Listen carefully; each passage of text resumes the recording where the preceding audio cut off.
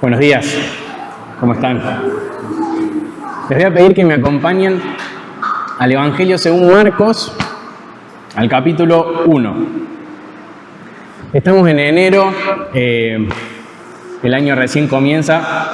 Me imagino que muchos de ustedes tienen planes, están planeando cosas que van a hacer en el año. Y es muy probable que sean todas cosas muy buenas que están pensando hacer. Y en el día a día nos pasa lo mismo, decidimos un montón de cosas, seguramente cosas muy buenas.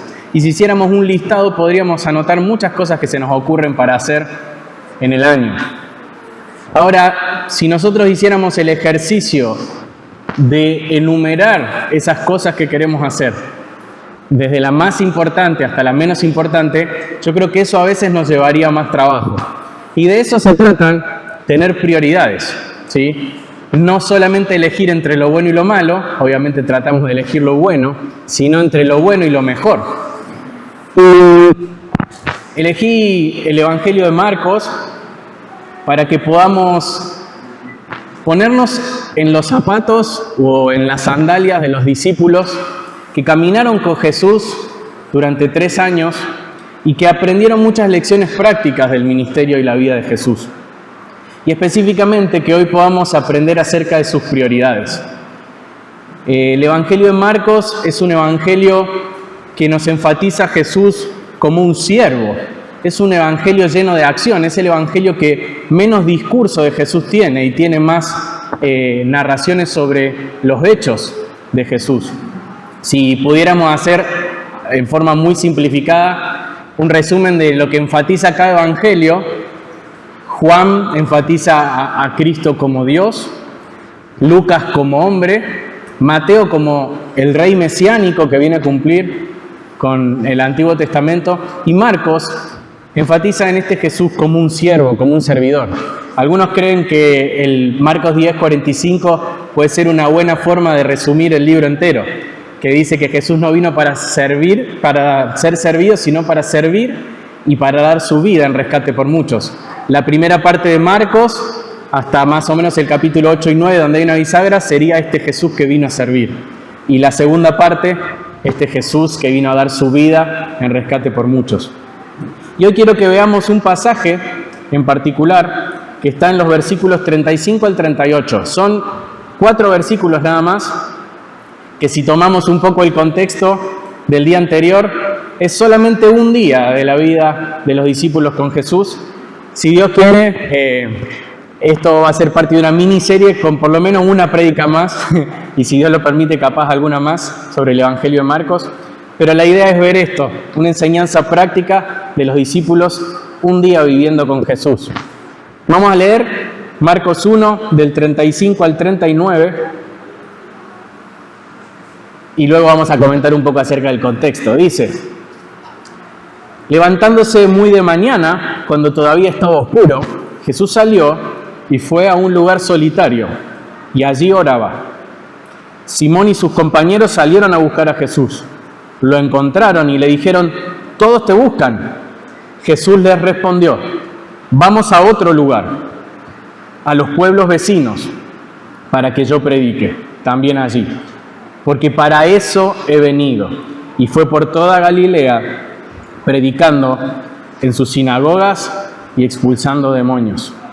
Este pasaje tiene una estructura muy fácil, de hecho es una sola escena, pero podríamos decir que se trata de que Jesús se levanta temprano a la mañana, se va a orar, sus discípulos se despiertan y lo buscan, y Jesús luego les propone salir a predicar a otros lugares. Si lo leemos con detenimiento y tomamos el contexto, vamos a poder sacar muchas enseñanzas de estos 4 versículos. Primero quiero que nos pongamos un poco en contexto del tiempo. Es Marcos 1, así que se imaginan que estamos al comienzo del ministerio público de Jesús. Jesús el día anterior había estado enseñando en la sinagoga. Entonces sabemos que el día anterior fue sábado, ¿sí?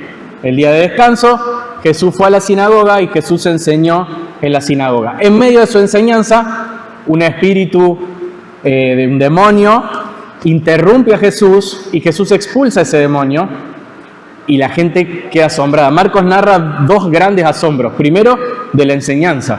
Y segundo, ¿quién es este que los espíritus le obedecen?, decía la gente. Inmediatamente salen de allí y van a la casa de Pedro. Y en la casa de Pedro estaba enferma la suegra de Pedro. Y Jesús, en privado, obra ahí una sanidad también. Cuando cae la tarde, termina el día de reposo, ¿sí? el sábado. Y la fama de Jesús, entre su enseñanza y lo que él iba haciendo, empezaba a expandirse. De manera que la gente se enteró que estaba en la casa de Pedro y se alborotaron todas las multitudes, fueron a la puerta de la casa y allí Jesús estuvo sanando y expulsando demonios. Y de golpe hay un silencio.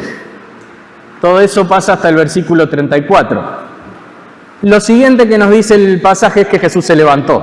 Entonces tenemos que suponer, si hacemos una exégesis sin mucho esfuerzo, que si Jesús se levantó es porque Jesús se acostó. ¿Están de acuerdo?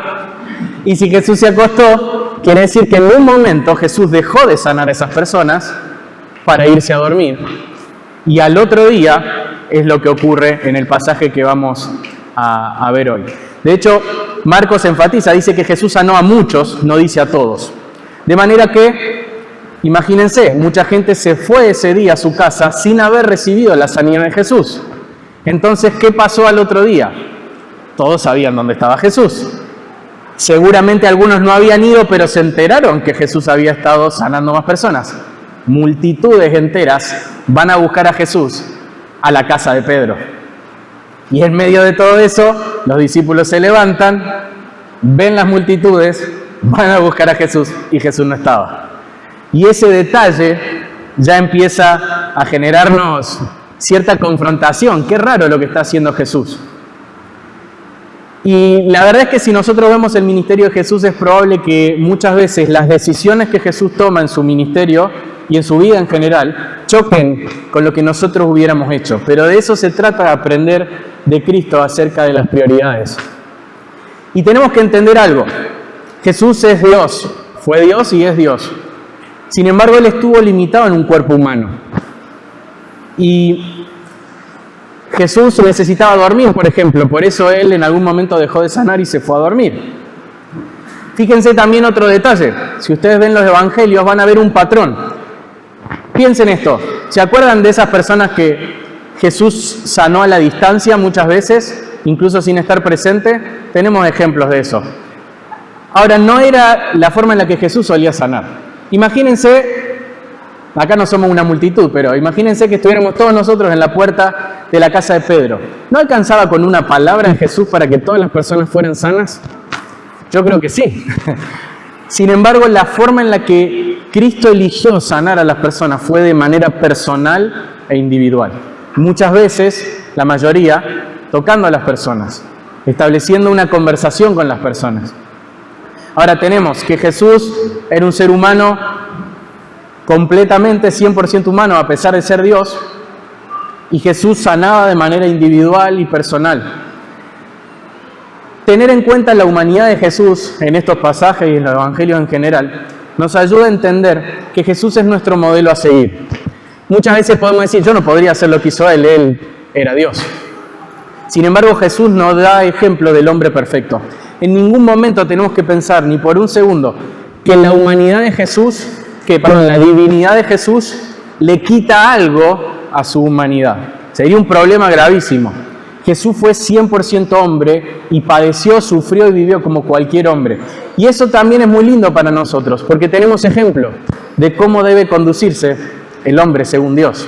Y eso es lo que queremos saber hoy.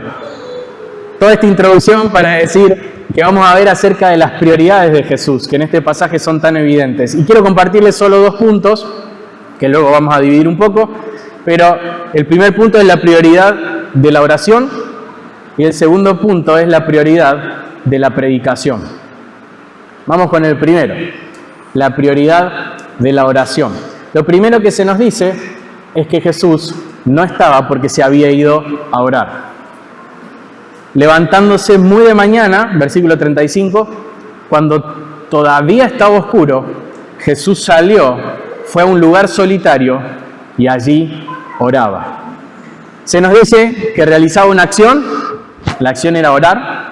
Se nos dice cuándo, se levantó muy de mañana, cuando todavía estaba oscuro, y se nos dice dónde, en un lugar solitario. Y lo que vemos es que esta decisión de Jesús desconcierta a los discípulos, ¿sí? ¿Por qué? Por las palabras de ellos. Los vemos buscándolo, diciéndole más adelante, Señor, todos te buscan. Es muy impresionante pensar que si alguien tendría que haber estado cansado esa mañana, era Jesús. Porque de todos, Él era el que más actividad había tenido el día anterior. Él había estado sanando hasta altas horas de la noche y eso generaba un desgaste. Sin embargo, fue el que se levantó más temprano. MacArthur dice en su comentario, después de un día tan agotador de ministrar a la gente, Jesús necesitaba más refrigerio del que podía proporcionar simplemente el sueño. A mí ya esto me voltea. Creo que cualquiera de nosotros hubiese elegido dormir para recuperar sus energías, no orar. Creo que es lo que primero que nos nace. Tal vez incluso hubiéramos elegido de qué manera puedo tener un tiempo para mí. Ahora está muy de moda eso. Un tiempito para mí, para poder pensar en mí, priorizarme un rato, para poder recuperar energías. Sin embargo, no fue lo que hizo Jesús en medio del desgaste de su ministerio. Jesús priorizaba enfáticamente su tiempo a solas con el Padre, su intimidad con Dios. Para Jesús era muy importante. Quiero compartirles algunos aspectos, algunos puntos sobre esto. El primero es que esto no es un caso aislado, es un patrón en la vida de Jesús. Si tomamos pasajes de los 4 evangelios, yo tengo muchas citas acá. De acuerdo a las caras de ustedes, vamos a ver si las vamos leyendo todas o si las menciono y las paso rápido. Primero, tenemos un ejemplo, voy a enumerar eventos en los cuales los evangelios nos narran que Jesús oró. Hay uno que está también al comienzo de su ministerio, Lucas 6. Se nos dice que Jesús pasó la noche entera orando porque tenía que tomar la decisión de elegir a quienes iban a ser sus discípulos. Dice Lucas 6, 12 y 13, en esos días Jesús se fue al monte a orar y pasó toda la noche en oración a Dios. Cuando se hizo de día, llamó a sus discípulos y escogió 12 de ellos, a los que también dio el nombre de apóstoles. Otro evento lo tenemos luego de que Jesús alimentara a los 5.000 en la multiplicación de los panes y los peces, porque la gente se alborotó para hacerlo rey. Y Juan nos narra en Juan 6 lo siguiente: por lo que Jesús, dándose cuenta de que iban a venir y por la fuerza hacerlo rey, se retiró él solo otra vez al monte. Y Mateo y Marcos nos dicen específicamente que se fue a orar. Jesús, en medio de la tentación, piensen que si la gente lo hacía el rey, eso desviaba su ministerio del objetivo de la cruz. Era una tentación que el diablo ya había utilizado en el desierto. Y una vez más, en medio de esto, Jesús decide orar. Jesús oró antes de desafiar a los discípulos con una pregunta. Esto está más adelante, más cerca del final de su ministerio, lo narra Lucas 9. Dice: estando Jesús orando a solas, estaban con él los discípulos y le preguntó: ¿quién dicen las multitudes que soy yo?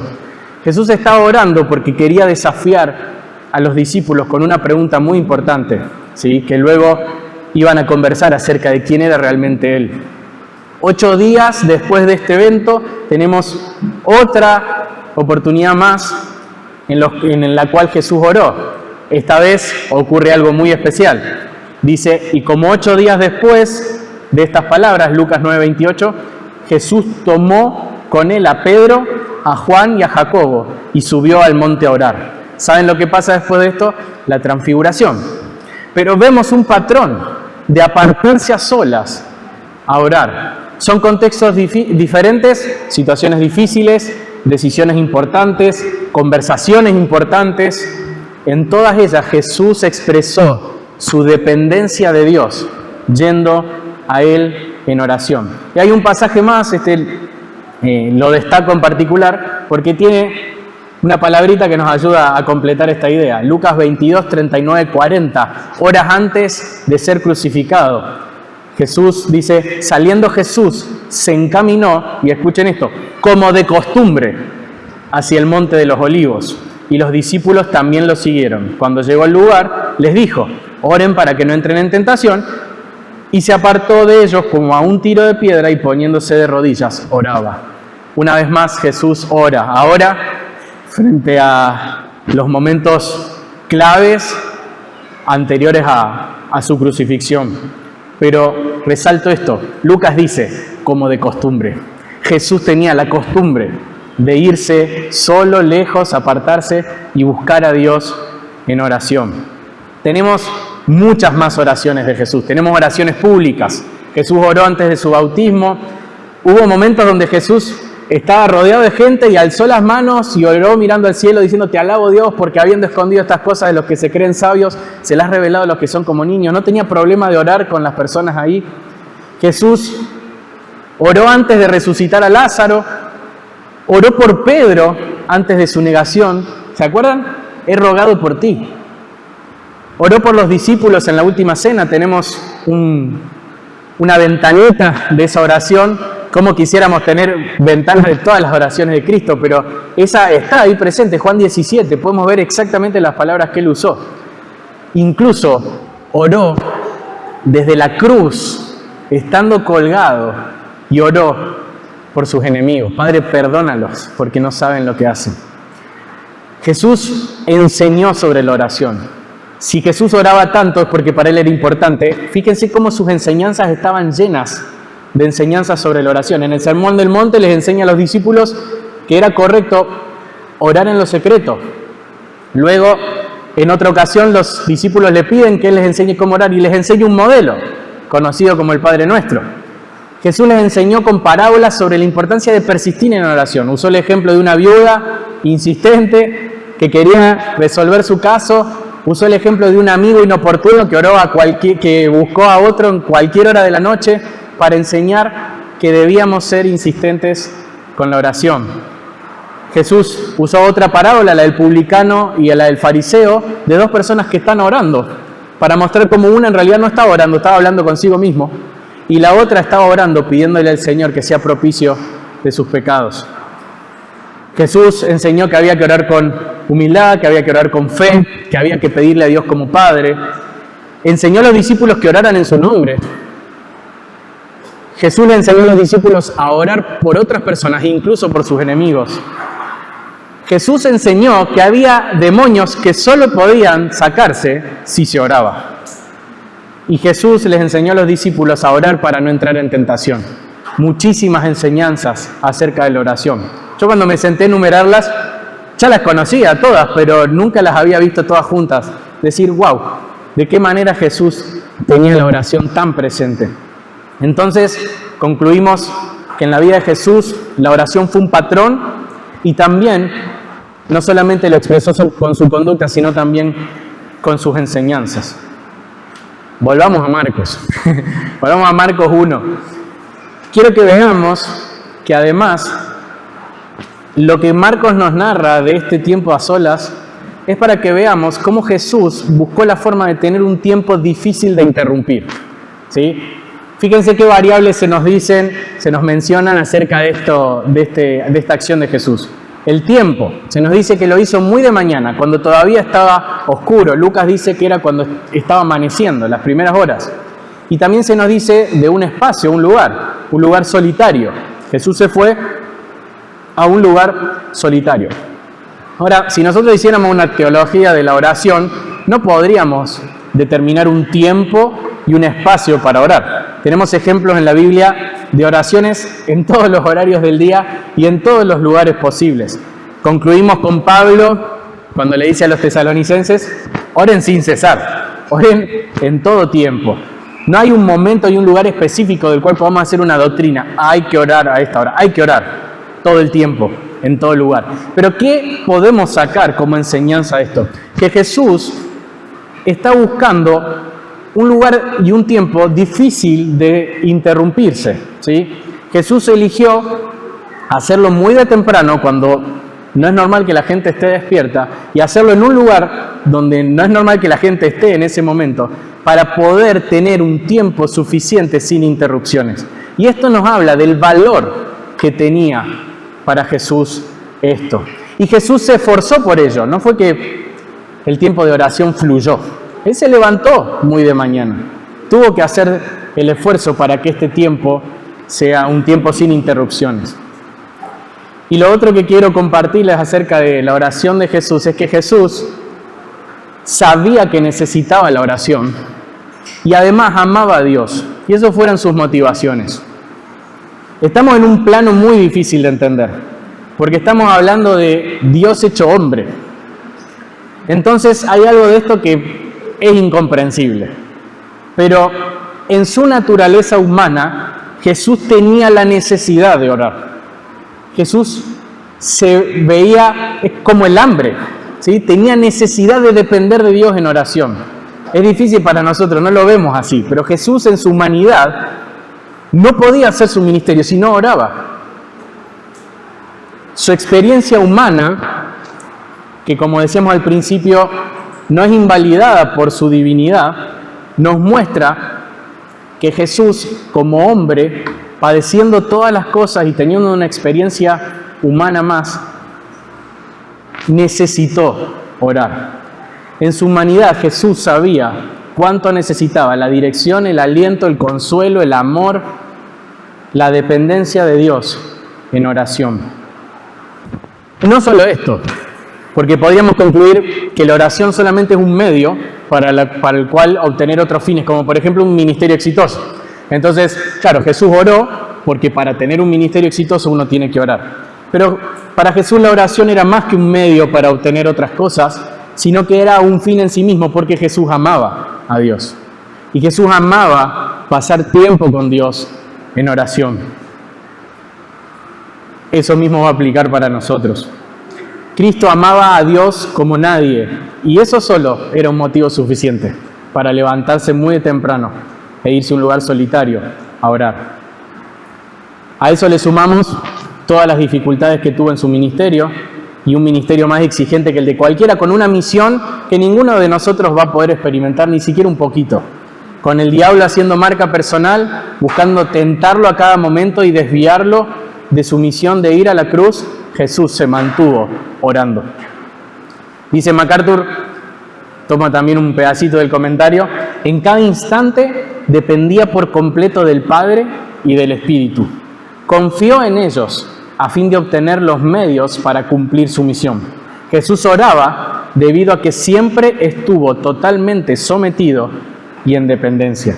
Hubiésemos pensado que si Dios venía acá a la tierra y se hiciera hombre, no iba a mostrar necesidad. Jesús como hombre mostró su dependencia y su necesidad del resto de la Trinidad, del Padre y del Espíritu Santo. Y esa necesidad la expresó orando. Vamos a hacer algunas aplicaciones de este punto acerca de la prioridad de la oración. Primera aplicación: no te engañes pensando que hay tareas más nobles que orar. Quiero que sepan que todo lo que escribí en esta predica es algo que trato de predicarme a mí mismo, y espero que nadie piense por algún segundo que uno pueda hablar de esto desde el superado, ¿sí? Me impactó mucho estudiar estos pasajes y creo que eso me lleva a predicarlo, no pensar que lo tengo resuelto. Pero yo reflexionaba en esto: ¿cuántas veces mi corazón me engañó diciendo que había cosas más nobles para hacer en ese momento que orar? Yo he escuchado personas decir: bueno, basta de orar, hay que hacer, ¿sí? Ya pasamos mucho tiempo orando y hay que hacer. Y es, diría Diego en el estudio de apologética, es la falacia del falso dilema, ¿sí? Son cosas que no son opuestas. Orar y hacer no tienen por qué estar en veredas diferentes.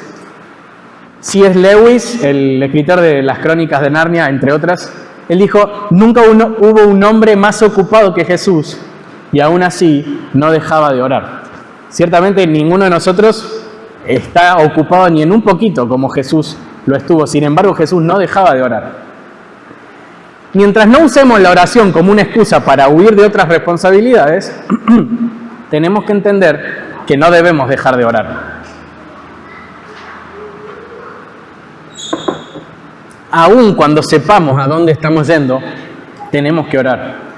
Si no tenemos la oración en alta estima, como una de las cosas más importantes que podemos hacer, siempre vamos a encontrar o circunstancias externas o pensamientos propios internos que nos desvíen de la oración hacia algo engañosamente más urgente. Pero tenemos que saber que no hay otra cosa más noble que buscar a Dios en oración. Recordemos esto. Segundo punto, Jesús nos está enseñando en este pasaje que debemos planificar los tiempos de oración para que sean difíciles de interrumpir. Yo sé que esto tiene aplicaciones muy distintas según la vida de cada uno, ¿sí? Para un adolescente que vive con el celular en la mano, los adultos también, que tienen 10 notificaciones por minuto, planear un tiempo de oración sin interrupciones puede tener una aplicación diferente al de una madre, que su bebé llora 10 veces por minuto y que no lo puede apagar, y que también necesita buscar un tiempo sin interrupciones. Entonces, cada uno debe saber en su vida cómo hacer esto. Pero el principio tiene que estar, separar un tiempo donde sea probable que nadie te interrumpa. Probabilidades, a Jesús lo terminaron interrumpiendo. Les costó buscarlo, pero lo terminaron interrumpiendo. Pero Jesús buscó la manera de estar solo y que sea en un tiempo determinado para poder orar. Entonces, tenés que hacer un examen de tu propia vida y tal vez prestar atención para ver cuáles son los obstáculos que te impiden orar al Señor y eliminarlos. Puede ser eliminar una aplicación, silenciar el teléfono, apagar el Wi-Fi, ponerle una función para que no molestar. Puede ser levantarte 15 minutos antes, esos 15 minutos claves que te pueden dar ese tiempo a solas que si no después no tenés. Puede ser aprender a aprovechar momentos de silencio que tenés durante el día. A mí me pasa cuando viajo para el trabajo, que capaz tengo bastante tiempo en el auto, y decir, bueno, ya sé que ese tiempo lo voy a poder destinar en oración. Tal vez te sirve orar en voz alta, muchas personas lo hacen porque les sirve para no distraerse. Otros escriben sus oraciones para poder concentrarse mejor. Algunos optan por tomar posturas, se arrodillan, se sientan. Algunos hemos aplicado en algún momento orar las escrituras, que es una práctica hermosa para no distraernos. Tomar un pasaje y orar alrededor de ese pasaje, y van a ver cómo la Biblia misma te marca los temas por los que tenés que orar y te ayuda a que tus pensamientos no se vayan por cualquier lado. Cuando hicimos el estudio de Fundamento de la Fe, yo me lo confundo ya las siglas porque lo vi en otro lado, pero estaba la sigla CASA. Confesión, agradecimiento, súplica y arrepentimiento. Tenés por lo menos 4 cosas que la Biblia nos enseña a hacer en oración. Podés pensar, destinar un poquito de tiempo para cada una de ellas, etcétera. Cada uno sabe y tiene que probar de qué manera poder aplicar esto de no tener interrupciones, no tener distracciones para mejorar su tiempo de oración. Y en ese proceso no te rindas. Dicen que aprender se aprende orando. ¿Escucharon esa frase alguna vez? A orar se aprende orando. Quiero leerles una frase de Packer que me gustó mucho. Dice: no existe una receta para la oración que pueda funcionar para nosotros como un manual de bricolage o un libro de cocina donde se afirma que si sigues las instrucciones no puedes equivocarte. Orar no es como la carpintería o como la cocina. Es el ejercicio activo de una relación personal. Es una especie de amistad con el Dios vivo y su Hijo Jesucristo. Y el camino está más bajo el control divino que bajo el nuestro. Al igual que en otras relaciones cercanas, así es en la oración. Tienes que descubrir lo que a ti te funciona por ensayo y error, y aprendes a orar orando. Entonces, no esperes tener todo resuelto para poder orar de manera perfecta. Orá hasta que ores. Orá hasta que ores, hasta que te salga. Otra aplicación es encontrar motivación en el amor y la necesidad. Jesús nos dio ejemplo de esto. Él oraba porque amaba a Dios y él oraba porque necesitaba de Dios. Bueno, mientras más crezcas en amor al Señor y mientras más seas consciente vos de cuánto necesitas al Señor, más vas a crecer en tu vida de oración. Si el Hijo de Dios, si Dios hecho hombre, dependía de Dios en oración necesitaba de Dios. ¿Cuánto más nosotros, que estamos manchados por el pecado, que somos débiles y limitados en nuestros pensamientos? Y en la última aplicación, recordá el privilegio de la oración. Quiero decir algo que puede pasar desapercibido, pero Jesús podía levantarse temprano, dirigir su rostro a Dios en oración, y no había ningún tipo de impedimento entre Él y Dios. Versículos antes del que nosotros leímos, Marcos 1:11, en su bautismo, Dios se refiere a Jesús como su Hijo amado, en el que tiene complacencia. Dios no dijo eso de ninguna otra persona, porque Jesús era el Hijo de Dios sin pecado. Y esto nos dice que el acceso que Jesús tenía a Dios en oración era ilimitado y no tenía ningún obstáculo. Pero sería tonto pensar que eso es así con nosotros. Si fuera por nosotros, nosotros no tenemos acceso a Dios. No tenemos acceso a Dios por nuestra propia cuenta. El pecado hace que eso sea imposible, a menos que el Hijo de Dios muera en nuestro lugar para reconciliarnos con el Padre. Y eso es lo que pasó. Pero si entendemos esto, vamos a tener una motivación más grande. Orar es un privilegio para nosotros. No es algo que deberíamos dar por sentado. Ah, sí, hablar con Dios. Sí, costó la sangre de Cristo que vos puedas dirigirle palabras al Dios Santo y tratarlo como Padre. No es algo que tenés que dar por sentado. Entonces, cuando te levantes a la mañana y tengas sueño y digas, no tengo ganas de orar, te puede sostener el decir, qué privilegio tengo. Yo sé que es difícil, pero tenemos que sacudir un poco nuestros corazones para poder entender eso. Jesús, con su sacrificio, nos dio entrada al Padre, y Hebreos dice que podemos entrar confiadamente ante el trono de gracia para recibir esa ayuda, ese oportuno socorro. Recordá que sos un privilegiado de poder orar. La oración de Jesús en algún momento fue interrumpida, y eso nos va a traer otra enseñanza, y vamos a pasar al segundo punto, donde vamos a ver a Jesús en la prioridad de la predicación. Ya vimos que Jesús tomaba como prioridad el orar, ahora vamos a entrar en la prioridad de la predicación. ¿Cómo vamos? ¿Vamos bien? ¿Sí? Entonces vamos a leer todos los versículos. La prioridad de la predicación. Vamos a leer del 36 al 39. Simón y sus compañeros salieron a buscar a Jesús. Lo encontraron y le dijeron, todos te buscan. Jesús les respondió, vamos a otro lugar, a los pueblos vecinos, para que yo predique también allí, porque para eso he venido. Y fue por toda Galilea, predicando en las sinagogas y expulsando demonios. Encabezado por Pedro, lo mencionan ahí a Simón, el grupo de discípulos, no sabemos cuántos ni quiénes, salen a buscar a Jesús. Un comentarista dice que la palabra que se usa para buscar no es una búsqueda sino más, es una búsqueda determinada, ansiosa, desesperada, ¿sí? Ellos no encontraban a Jesús, necesitaban encontrar a Jesús. Toda la gente se estaba golpeando en la puerta de la casa, ¿dónde está Jesús? Cuando lo encuentran, yo creo que todos deben haber imaginado esto. Busco a Jesús, la gente lo está buscando, lo voy a encontrar, ¿qué va a decir Jesús? Ahí voy.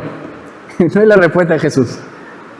Jesús les dice, vamos a otro lugar, a los pueblos vecinos, para que yo predique también allí, porque para eso he venido. ¿Se dan cuenta de lo que está pasando? Jesús está dejando plantado a una multitud de personas. ¿Se dieron cuenta? Si lo leemos rápido parece que no, pero la gente lo había ido a buscar a la casa, los discípulos lo buscan y Jesús no va allá, va a otro lugar. Y les da la razón, les dice cuál es la razón. La razón es porque tengo que predicar, porque para eso vine. Esto es muy fuerte. Hay un mensaje explícito de Jesús acá sobre sus prioridades. Predicar fue la prioridad de su ministerio. Jesús hizo un montón de cosas, pero la enseñanza fue lo más importante. Y quiero defender esto en este pedacito de la prédica. De todas las cosas que hizo Jesús, sanar, expulsar demonios, atender necesidades, varias, transmitir el mensaje que tenía de parte de Dios fue lo más importante. Y eso tiene una implicación para nosotros. Incluso Jesús, en su predicación, no priorizaba establecerse en un lugar y que las multitudes vayan y ahí enseñar de manera que pudiera establecer como un centro de predicación. Porque Jesús está diciendo que quiere ir a otras aldeas a predicar para que otras personas de otros lugares escucharan. Él no tenía una estrategia de reunir multitudes, aunque tarde o temprano esas multitudes llegaron, sino de expandir su mensaje entre los judíos, porque era la misión que Dios le había dado. Y quiero que saquemos algunas enseñanzas de esto también. Primero, los milagros no eran fines en sí mismos, sino que respaldaban su persona y su mensaje. Esto es evidente, por ejemplo, si nosotros hacemos un estudio del Evangelio de Juan. Ahí con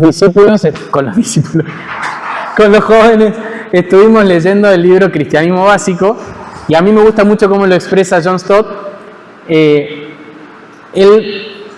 muestra el patrón en el Evangelio de Juan. Ustedes saben que en el Evangelio de Juan los milagros no se dicen milagros, sino señales.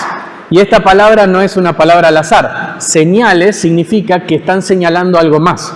De manera que los milagros no tenían el objetivo de traer toda la importancia hacia sí mismos, sino de apuntar a algo más. ¿Y a qué apuntaban? A Jesús y a su mensaje, a Jesús en su persona y al mensaje que transmitía. Los milagros acreditaban el mensaje de Jesús. Le mostraban a la gente que Él no era una persona cualquiera. Mostraban, junto con su carácter perfecto, que Él era el Mesías. Entonces, en el Evangelio de Juan nos encontramos con que Jesús multiplica los panes y luego les dice, ustedes me buscan el pan, por el pan, le dice a la gente, a las multitudes. Yo soy el pan de vida. Luego tenemos, por ejemplo, Él resucita a Lázaro y les dice, yo soy la resurrección y la vida. ¿Se dan cuenta cómo los milagros apuntan a Él como persona? Porque no son fines en sí mismos. En Marcos, que es el evangelio que estamos leyendo, hay otro patrón que nos ayuda a ver esto. 7 veces Marcos narra que Jesús, luego de obrar un milagro, le dijo a las personas, no se lo digas a nadie. ¿Por qué? Si los milagros hubiesen sido el objetivo principal del ministerio de Jesús, Jesús hubiese dicho, vayan, díganle a todos que estoy haciendo milagros, nos encontramos acá y vamos a hacer todos los milagros que se puedan. Los tengo acá narrados, pero incluso Jesús cayó a los demonios cuando querían decir algo acerca de Él. Pero el punto es este, lo vemos en el pasaje exactamente siguiente al que estamos leyendo nosotros. Jesús sana a una persona y le dice, no le digas a nadie, esa persona no cumple con lo que Jesús le pidió y Jesús no puede entrar al siguiente pueblo porque la gente se agolpó para recibir sanidad.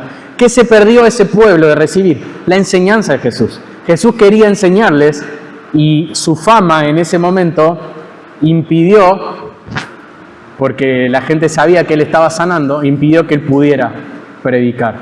Y es explícitamente, esta prioridad es explícita en el discurso de Jesús, porque Jesús dice, para esto he venido.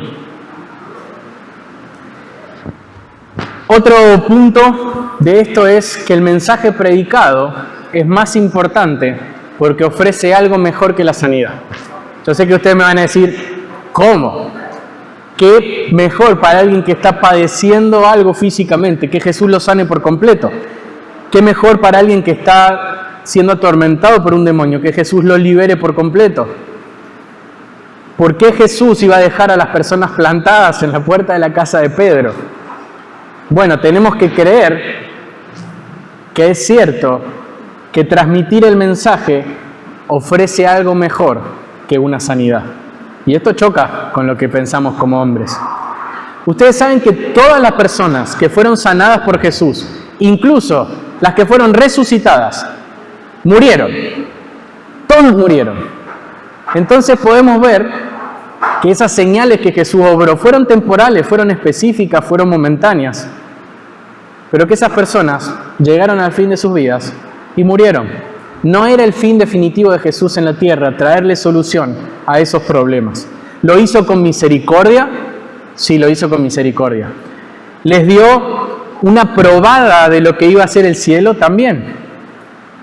Pero no era el fin definitivo. La sanidad puede darnos una probada de lo que será el cielo, pero no puede llevarnos al cielo, no puede llevarnos a Él. Solo la respuesta correcta al mensaje de Jesús, que es el arrepentimiento y la fe, puede llevar a una persona al cielo. Muchas de las personas sanadas por Jesús, unos años más tarde, iban a estar gritando, crucifíquenle. De alguna manera, la sanidad no aseguraba que las personas estén respondiendo de manera correcta a lo que el Hijo de Dios había venido a hacer en la tierra. E incluso si una persona no fue sanada por Jesús porque no tuvo la oportunidad, pero creyó en su mensaje y se arrepintió de sus pecados, esa persona en el cielo recibió la sanidad perfecta. Los milagros no traen salvación y Jesús lo sabía. Entonces, el mensaje era más importante que la sanidad. Y otra enseñanza que podemos sacar de esto es que la predicación apunta al problema más grande del hombre. Las enfermedades son consecuencias del pecado sin dudas, porque entran al mundo, porque el pecado entra al mundo. No quiere decir que toda enfermedad tiene una relación con un pecado personal. Nosotros enfermamos y no necesariamente hay un pecado que nos hizo enfermarnos. Sin embargo, no habría enfermedad en el mundo si el pecado no hubiera entrado. Pero el problema principal no es la enfermedad, sino el pecado. La enfermedad es una consecuencia. De manera que el problema principal del hombre es lo que Cristo vino a solucionar. No solamente sus consecuencias. Y fue en la cruz donde Cristo soluciona definitivamente lo que nos separaba de Dios, nuestra rebeldía. Entonces, responder al Evangelio de Cristo, arrepintiéndonos y creyendo, trae la verdadera reconciliación con Dios. No solamente una mejor vida acá en la tierra. Solo la predicación puede bendecir a las personas de esa forma. Jesús dice, para esto he venido. Es como si Jesús estuviera diciendo, para esto bajé del cielo. No es para esto he venido hasta acá, geográficamente. Es para esto he venido a la tierra. ¿Para qué vine a la tierra? Para compartir un mensaje. Obviamente ese mensaje tiene que ver con la otra misión que tuvo Jesús, morir en la cruz. Pero la muerte y la resurrección de Cristo, que fue el otro motivo por el cual Jesús vino, por el cual Jesús también dijo, para esto he venido, no hubiese llegado a nosotros si Jesús no hubiese dicho, vine para esto, para transmitir un mensaje. Y de haber preparado esos 12 para que salieran a contar ese mensaje que se transmitió durante tantas generaciones hasta que llegó a nosotros. No podrías haber conocido nunca a Dios si Dios no hubiese venido a compartir ese mensaje. ¿Cómo enseñaba Jesús? Es lo último que quiero que veamos. Bueno, Jesús tenía la costumbre de enseñar. Al igual que veíamos que Jesús tenía la costumbre de orar, Jesús tenía la costumbre de enseñar. Jesús oró en todos los lugares habidos y por haber. Oró en sinagogas, oró en el templo, oró en casas, oró a la orilla del mar, oró subiéndose una barca, oró recorriendo distintas aldeas, oró en lugares apartados, en un monte, en una llanura, oró en el templo, ya lo dije creo, y oró en un monte, y dije oró, estoy diciendo todo mal, este no va para el short de Instagram, le avisamos. Predicó en sinagogas, predicó en casas, predicó a la orilla del mar desde la barca, predicó recorriendo aldeas, predicó en lugares apartados, en montes, en llanuras, predicó en el templo y en un montón de situaciones informales, sentado en un pozo con una mujer, mientras los discípulos arrancaban espigas de un campo.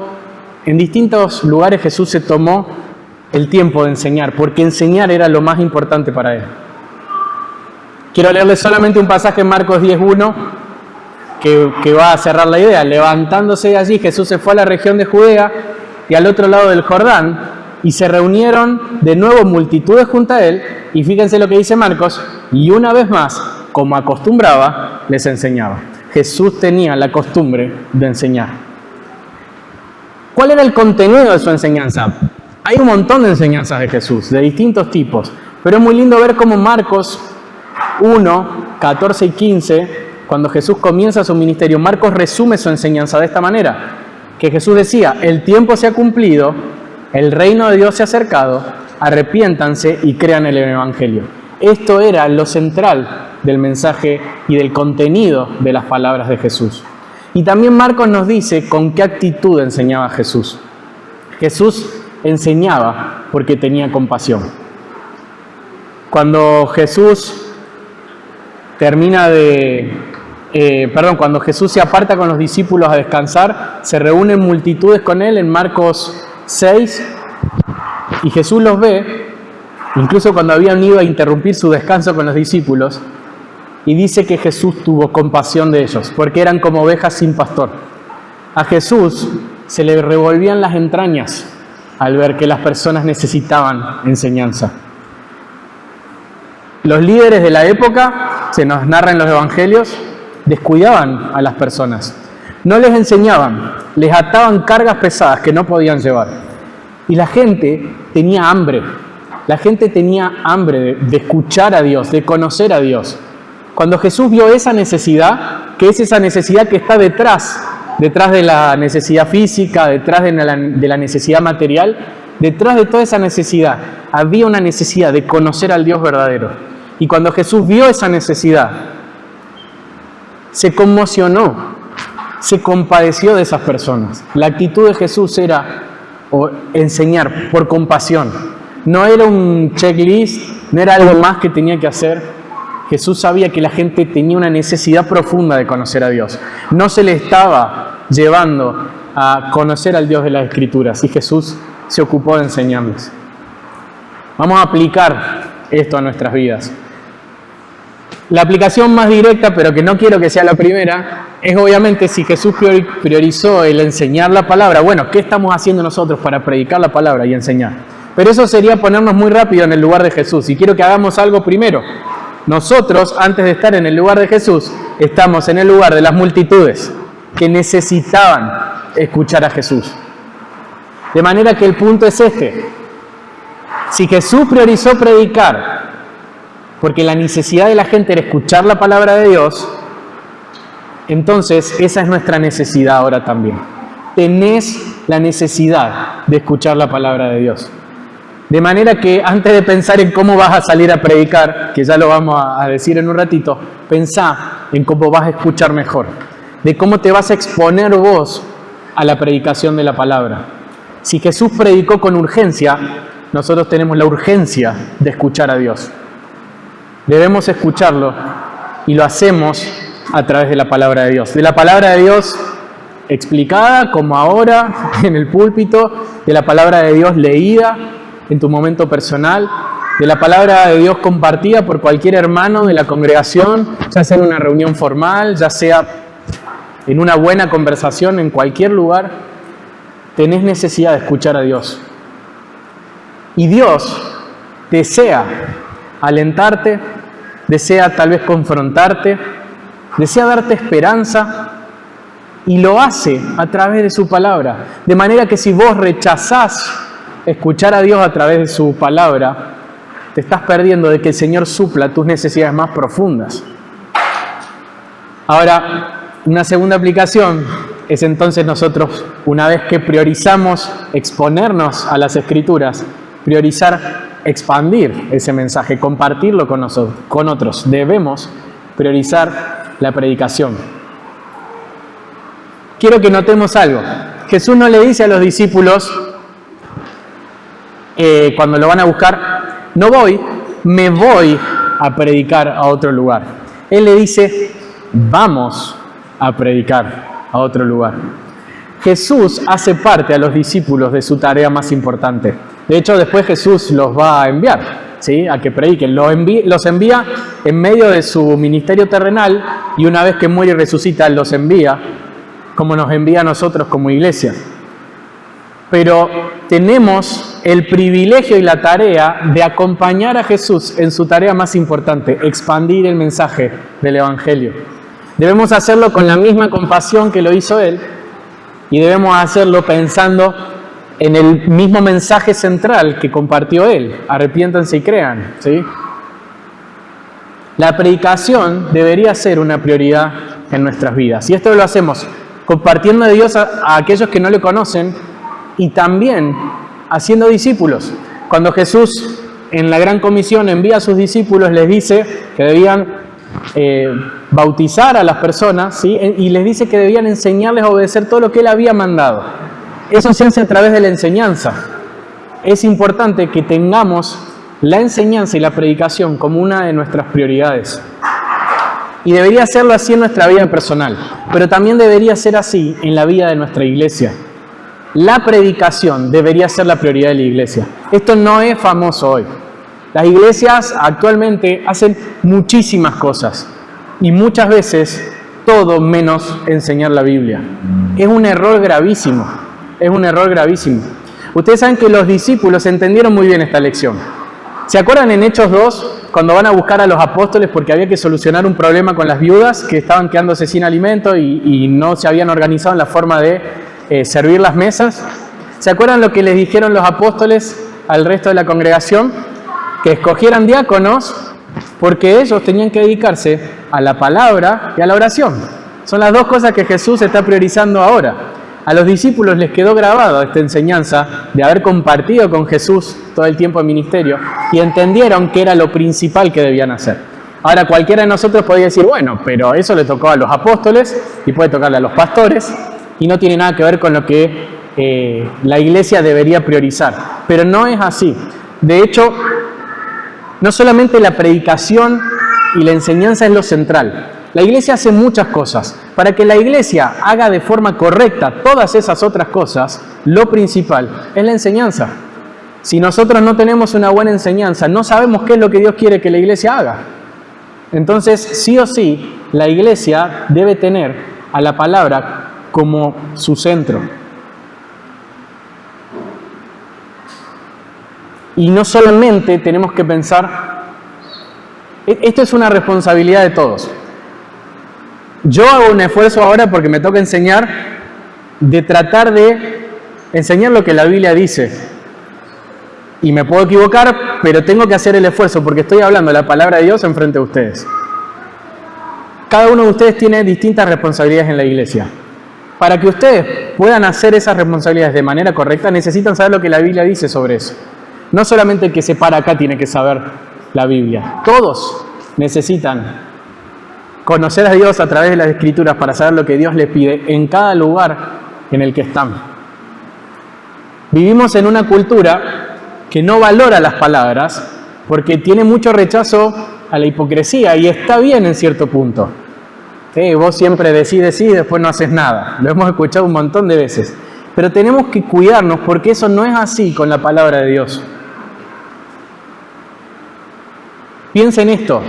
Dios creó todas las cosas a través de sus palabras. Dios sostiene todas las cosas a través de su palabra. Dios se dio a conocer a su pueblo a través del tiempo, a través de sus palabras.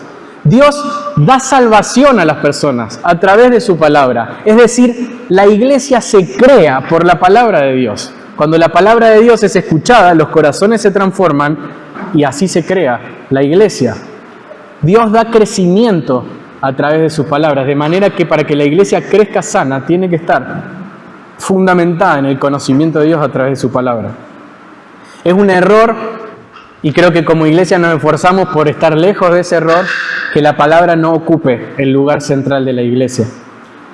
Una frase de Jonathan Leeman, tiene un libro que se llama Iglesia centrada en la palabra, y dice, decimos que las acciones hablan más que las palabras, y hablar es barato. Nosotros diríamos, hablar es gratis. Sí, pero el cristianismo no empieza con lo que hacemos, sino con el anuncio de lo que Dios ha hecho. Dios puso su palabra en un lugar privilegiado. La iglesia debería tener la palabra en ese lugar. Cuando Pablo le dijo a Timoteo que se encargara de ordenar la iglesia hasta que él llegara, él ordena un montón de cosas respecto a los diáconos, a los pastores, a cómo atender incluso las necesidades de las viudas, pero lo más importante que Pablo le resalta a Timoteo es encárgate de la enseñanza. En 1 Timoteo 4:13, en tanto en que llego, ocúpate de la lectura de las Escrituras, la exhortación y la enseñanza. Tiene que estar la palabra en el lugar central de la iglesia. El lugar central de la palabra comienza en el púlpito, porque es en el momento en que todos nos reunimos, pero no se puede quedar acá. Cada uno de nosotros es responsable de que la palabra esté en el lugar central de la iglesia, ¿sí? Bueno, para concluir, yo sé que no dije nada nuevo. Me parece una enseñanza de escuela dominical. ¿Qué te dijeron? Que hay que orar y leer la Biblia. Bueno, la aplicación de hoy es muy sencilla. Hay que orar, hay que leer la Biblia. Hay que orar, hay que exponernos a escuchar las Escrituras y hay que proponernos que la Escritura esté en el centro de nuestras vidas personales y de la Iglesia para expandir ese mensaje hacia aquellos que no le conocen o que le conocen y necesitan conocer más a Dios. Todos lo necesitamos. Jesús en una ocasión estuvo en una casa de familia y había 2 hermanas. ¿Se acuerdan de esas 2 hermanas? Estaba Marta y estaba María. Y cuando Marta le reprocha a Jesús que María no estaba haciendo nada, Jesús le dijo que había una sola cosa necesaria y que María la había encontrado y que nadie se la iba a quitar. Esas son las prioridades. Y María estaba hablando con Jesús. De manera que si nosotros queremos pensar en qué debería ser prioritario en nuestras vidas, la oración y el escuchar y transmitir la palabra de Dios tiene que ser lo primero, porque es lo primero en nuestra relación con Dios. Después, hagamos todo lo que el Señor nos manda. De hecho, creo que si eso lo hacemos, el Señor nos va a impulsar a hacer un montón de otras cosas. Pero todo empieza acá, y Jesús nos deja claro eso en sus prioridades. ¿Oramos? Señor, te damos gracias por tu palabra, te damos gracias por el ejemplo de Cristo, gracias porque realmente Él no flaqueó en aquello que vino y estuvo determinado a hacer, y gracias porque Él nos dio ejemplo. Señor, qué lejos que estamos de lo obvio, de buscarte en oración, de escuchar tu palabra y transmitir tu palabra a otros. Qué lejos que estamos, Señor. Es tan sencillo de entender, es tan difícil los lunes a la mañana. Te rogamos, Señor, que nos asistas, que tu Espíritu Santo nos recuerde esas verdades importantes, que nos haga ver el privilegio que tenemos de conocerte cada día, de expresarte nuestras necesidades, nuestra alabanza, nuestra gratitud, nuestra adoración a través de la oración y de escucharte a través de tu palabra, conocerte un poquito más cada día. ¿Cuánto hay de vos por conocer, Señor? Qué lejos que estamos a veces, con qué poco nos conformamos, Señor. Ayúdanos a que esto sea una prioridad en nosotros como iglesia, Señor, y que luego podamos expandir tu mensaje a otras personas y que luego podamos obedecerte de todas las maneras en las que vos nos mandás, Señor. Ayúdanos. En el nombre de Jesús. Amén.